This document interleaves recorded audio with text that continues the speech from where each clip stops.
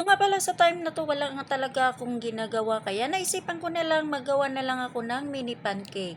Bale nga pala hindi naman karamihan yung aking gagawin diyan, bale mga isang baso lang para naman ay hindi naman siya masasayang. Kasi 'pag isang baso lang siyempre tutubo pa rin 'yan.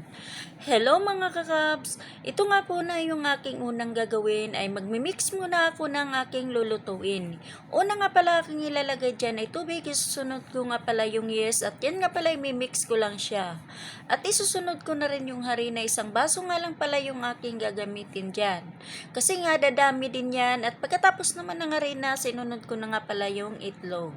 Ang nilagay ko nga lang pala ay 2 itlog at syempre lagyan ko lang din siya ng yogurt. Kasi pag nilagyan mo siya ng yogurt, isa din to sa nagpapalambot sa lulutuin mong hotcake or yung pancake.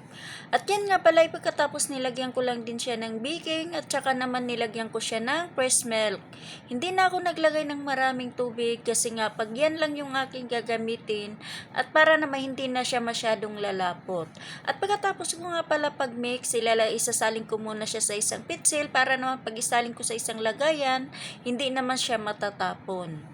Kaya para naman hindi ako mahihirapan, madalian ako, kaya gumagamit na lang ako ng bottle dyan para naman sa aking pagluluto ay tuloy-tuloy na.